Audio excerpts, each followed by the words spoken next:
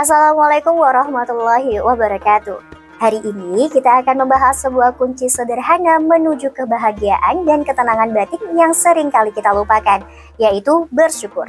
Di tengah kesibukan, target yang tidak ada habisnya, atau bahkan saat merasa kurang, pernahkah Anda berhenti sejenak dan benar-benar menghitung nikmat yang sudah dimiliki?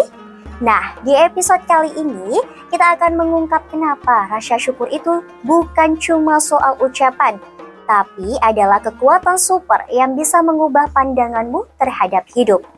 Bersama saya Ovi Yasmin akan membagikan mengenai perilaku bersyukur dalam setiap keadaan yang merupakan kunci kebahagiaan sejati.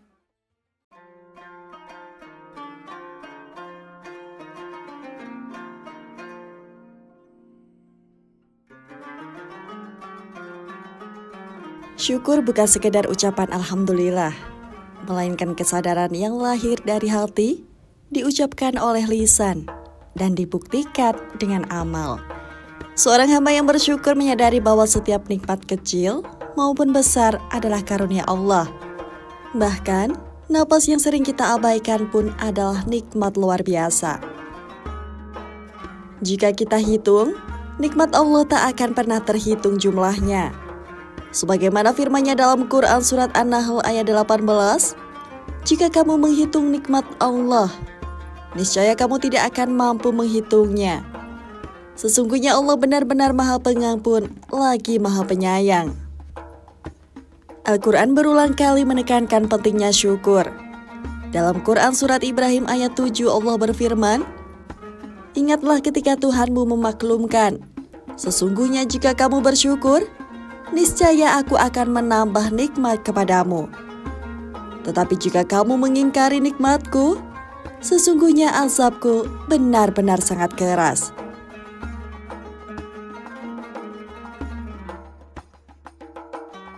Rasulullah SAW pun adalah teladan utama dalam bersyukur. Meski hidup beliau penuh ujian, beliau tidak pernah mengeluh. Dalam sebuah hadis riwayat Bukhari Muslim, Rasulullah sholat malam sampai kakinya bengkak. Ketika ditanya Aisyah radhiyallahu an, mengapa beliau begitu berat beribadah, padahal sudah diampuni, beliau menjawab, "Tidaklah aku ingin menjadi hamba yang bersyukur?" Jawaban ini menunjukkan bahwa syukur bukan hanya ketika kita mendapatkan sesuatu, melainkan juga diwujudkan dengan memperbanyak ibadah sebagai tanda terima kasih kepada Allah. Para ulama menjelaskan bahwa syukur memiliki 3 dimensi. Pertama, syukur dengan hati, meyakini bahwa semua nikmat berasal dari Allah, bukan hasil murni usaha sendiri. Kedua, syukur dengan lisan, mengucapkan alhamdulillah, menceritakan nikmat tanpa sombong dan selalu memuji Allah. Dan yang ketiga, syukur dengan amal, menggunakan nikmat untuk taat, bukan maksiat. Seorang yang diberi harta lalu ia sedekahkan, itulah syukur dengan amal. Seorang yang diberi ilmu lalu ia ajarkan, itulah syukur dengan amal. Seorang yang diberi kesehatan lalu ia gunakan untuk ibadah, itulah syukur dengan amal. Imam Al-Junaid berkata, syukur adalah tidak menggunakan nikmat untuk durhaka kepada Allah. Syukur bukan hanya teori, tetapi telah dipraktikkan para nabi. Nabi Ayub alaihissalam adalah teladan syukur dalam musibah. Beliau diuji dengan sakit bertahun-tahun, kehilangan harta, bahkan anak-anaknya wafat. Namun lisannya tidak pernah berhenti memuji Allah. Justru karena kesabarannya, Allah memuliakannya dengan kesembuhan dan mengembalikan semua nikmatnya.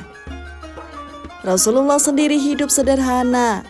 Beliau sering tidur di atas tikar kasar, makan dengan menu sederhana, namun lisannya selalu memuji Allah. Beliau mengajarkan kita bahwa syukur tidak bergantung pada banyaknya harta, melainkan pada hati yang merasa cukup. Bersyukur adalah sumber kebahagiaan. Orang yang pandai bersyukur akan lebih tenang, tidak mudah iri, dan tidak gampang mengeluh. Sebaliknya, orang yang kufur nikmat akan selalu merasa kurang. Meski hartanya melimpah, inilah mengapa syukur menjadi kunci ketenangan jiwa. Selain itu, syukur juga menjadi sebab bertambahnya nikmat.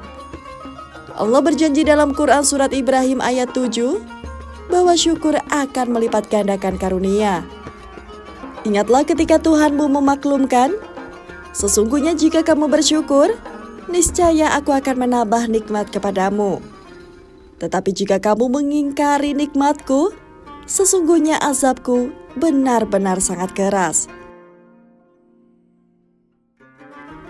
Banyak orang merasakan hal ini. Ketika rajin bersedekah sebagai wujud syukur, justru hartanya semakin bertambah. Ketika menerima ujian dengan sabar, justru hatinya semakin lapang. Kufur nikmat adalah lupa pada Allah setelah menerima karunia-Nya. Contoh sederhana, sehat tapi digunakan untuk maksiat, kaya tapi lupa bersedekah, punya waktu tapi disia-siakan. Allah mengingatkan dalam Quran surat An-Nahl ayat 112. Allah telah membuat suatu perumpamaan sebuah negeri yang dahulu aman lagi tentram, yang rezekinya datang kepadanya melimpah ruah dari setiap tempat. Tetapi penduduknya mengingkari nikmat-nikmat Allah. Oleh karena itu, Allah menimpakan kepada mereka bencana kelaparan dan ketakutan karena apa yang selalu mereka perbuat. Kufur nikmat bisa datang secara halus. Misalnya, selalu membandingkan hidup dengan orang lain hingga lupa menghargai nikmat kecil. Atau selalu mengeluh tanpa pernah menghitung nikmat yang sudah ada.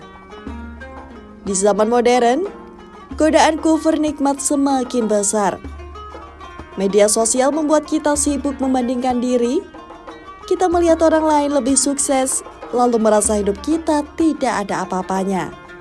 Padahal Rasulullah SAW bersabda, "Lihatlah orang yang lebih rendah darimu. Jangan melihat orang yang lebih tinggi, agar kamu tidak meremehkan nikmat Allah." Hadis riwayat Muslim. Syukur di era modern berarti menghargai hal-hal sederhana. Keluarga yang mendukung, sahabat yang setia, kesehatan meski sederhana, pekerjaan meski kecil. Syukur juga berarti bijak menggunakan teknologi, bukan untuk iri, tetapi untuk menyebarkan kebaikan. Syukur sejati bukanlah menunggu hal besar. Nikmat sekecil apapun pantas disyukuri. Senyum anak, makanan sederhana, hujan yang menyejukkan, atau bahkan kesempatan masih bisa bernafas hari ini.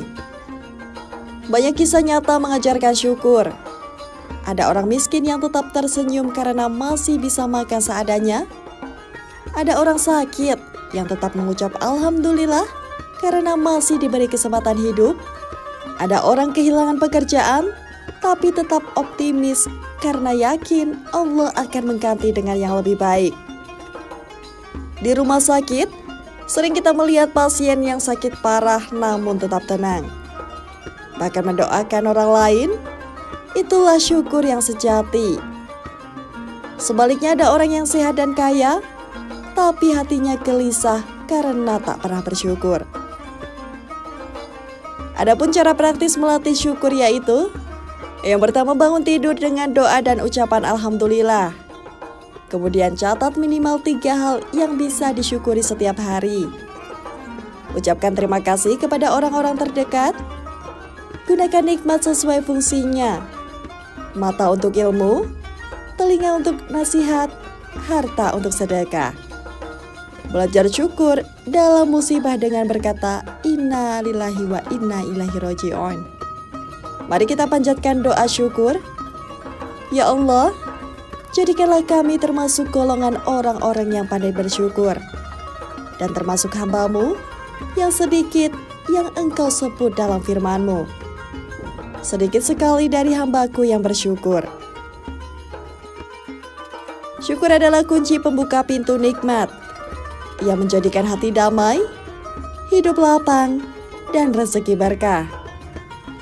Mari kita jadikan syukur sebagai gaya hidup, bukan hanya ucapan sesaat. Semoga setiap senja menjadi pengingat untuk menghitung nikmat, agar kita tidak tergolong orang yang lalai.